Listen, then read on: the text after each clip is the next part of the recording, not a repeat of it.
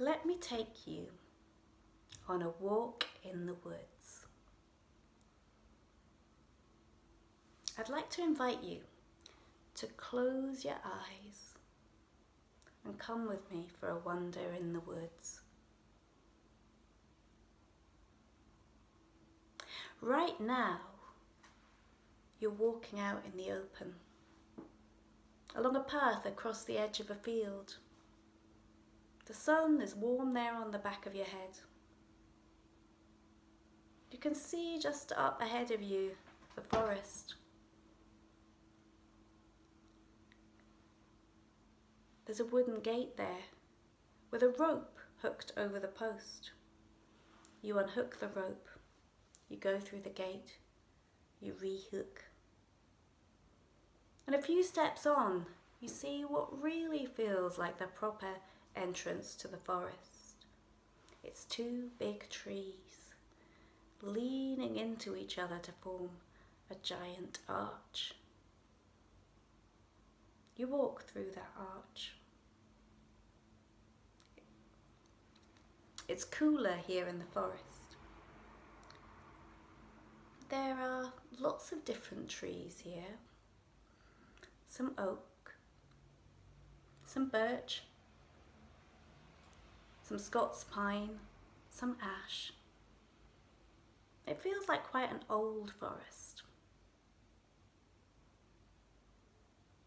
It feels like it's been here a long time. You can feel the path beneath your feet. Though it's well trodden, it's actually quite soft, though not muddy. It's just that there's been a bit of drizzle over the past few days.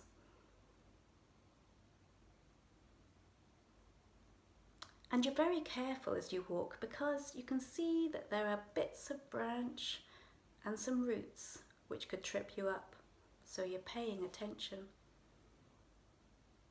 But your mind isn't quite totally there in the forest. It's full of all kinds of other stuff, of worries, of problems, concerns. Maybe you're worried about your work, how your kids are doing at school, about Trump, about the pandemic, about the latest toxic debate on social media. But still, the forest is distracting you. There's some beautiful, lacy, pale green lichen hanging from the branches of one of the trees, and you can't resist but to just reach up and take a little tuft of this beard. And you rub it between your fingers, you feel it there. It feels tough and fibrous, a bit like dried grass. You are surrounded by a lovely green light. It's that bright, vivid green of spring. But also there are lots of other colours. There's the silvery white of the birch. There's yellowy catkins dangling. There's the dusky salmon pink of a Scots pine trunk.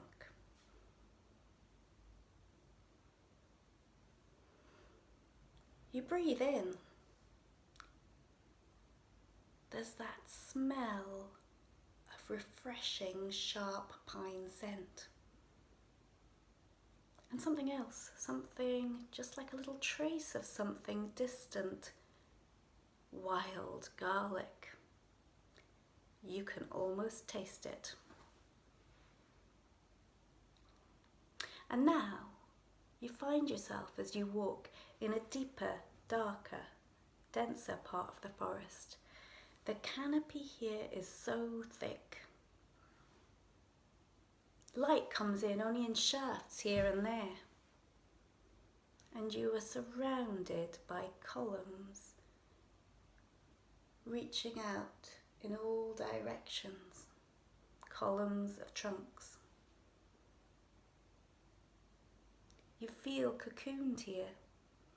The air is still.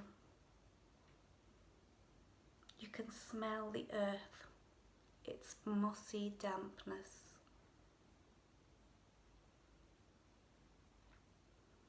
And you notice a particular tree. Actually, it's not the tree you noticed itself, it's the space underneath it. This tree is so huge, it has a giant space there underneath. And that space is inviting you in. You notice that it's a beech tree. It's got this giant trunk that is like a huge elephant's leg, only wider and more contorted and more veined. You can't resist but go over and touch that trunk.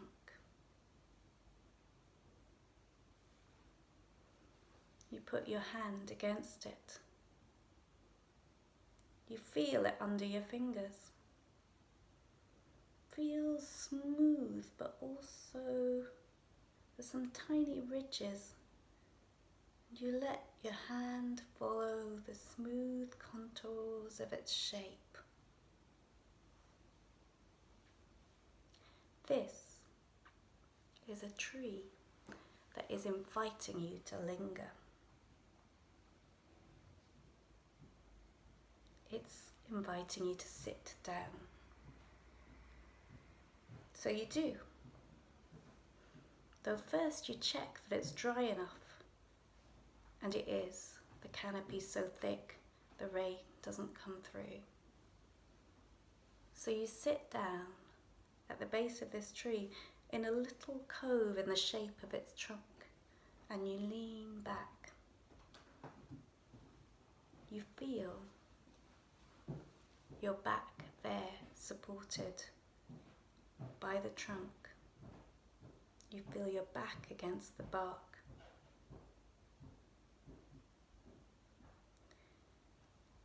And what it feels like is like a sturdy, firm but comfy armchair.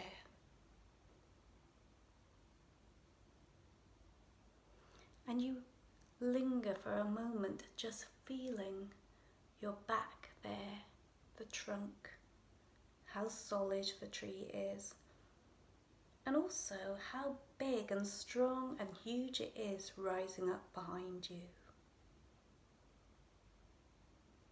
And also old. It dawns on you that it's old. You don't know how old it is, but it's much older than you. Hundreds of years older. Sitting here, you feel like a brief thing, a blip in time. You tilt your head up and you see how huge that canopy is. And the silhouettes of the leaves at the top there and the huge branches writhing upwards. And at the same time, you're aware that you're sitting on roots. There's a knobbly bit of one just jutting up into your buttock. You can see another one stretching out to your left and dipping down under the earth. This tree has deep roots that reach out. Not only that, but the roots are connected by fungal fibres to the roots of other trees in the forest.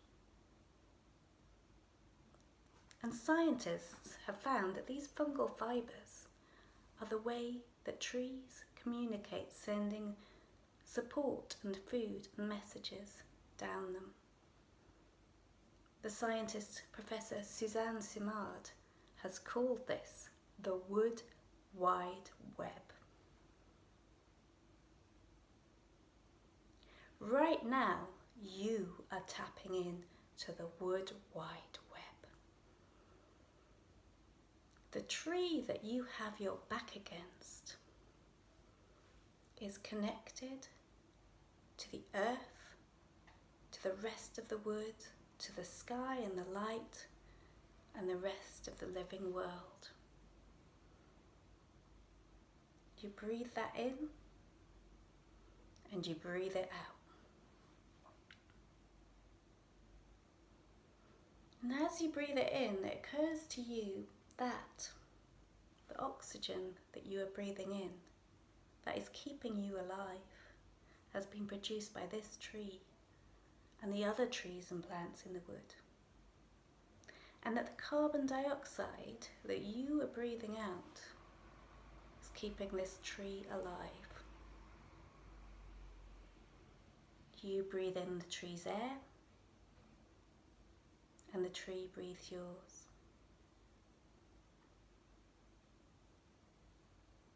You are connected by your back and by the air to this big old organism which is itself connected to the rest of the wood.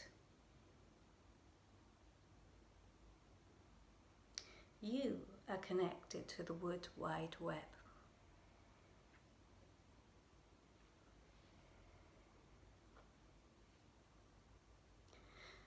And now I'd like you to step back for a minute, to step back from the tree, from the wood wide web, and think about that other place to which we are so often connected, the busy world of the World Wide Web. Think about how that makes you feel. Think about that rush of information, the jangle of notification, the alarm bells. Think about the news coming at you first, the busy mind, the news of Trump, COVID, Brexit, climate crisis. Think about the urgency, the need to answer right now, to respond, to like, to post a story, to retweet, to repost. Think about the fear, the roller coaster fun, and the panic. Of course, there are lots of great things about the connectivity that is the World Wide Web. But I think often when we get too caught up in it, too obsessed, we can forget about this other connectivity with nature, with the trees, with the wood wide web. That connection that you just felt underneath that tree. That connection where you can just breathe and be. The slower way of being. The slower way of thinking. And I'd just like you to reconnect with that for a moment. Be with that again.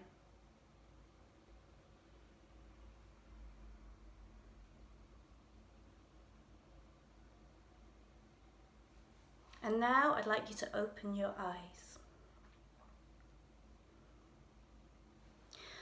So one of the reasons that I wanted to talk about and take you on a walk through the woods was because I wanted to describe some of the things that I and many other people experience on such a walk in nature. These are the kind of things that were described to me when I did interviews for my recent book, For the Love of Trees. They're also what I talked about often with my collaborator on that book, Anna Deacon. It's what we would often share. And I don't just feel those kind of feelings and connections in the woods. I feel them other places as well. I'm a wild swimmer, and I feel them in the sea and the lochs and in the rivers. There are lots of places in which you can feel connection with nature and your part in it. But the really great thing about a woodland walk or a sit under a tree is it's something we can all do quite easily. It's what I did myself during lockdown when I was feeling fearful and worried and anxious just this past spring, I would go out on an evening and I would just go and stand for a while underneath one of the trees in my local park, and I would just be there, and I would feel more grounded. I would feel calmer. I would feel the fear lift. And the other good thing about this connection with the woods and the trees is you take a little bit of it when you leave. You take a bit out into your life with you. That connection that I hope you all just felt with the tree earlier. You feel, you take that connection to the roots, to the bark, to the earth out there with you. You carry them into your life. You feel more energized. You feel lighter. You feel fearless.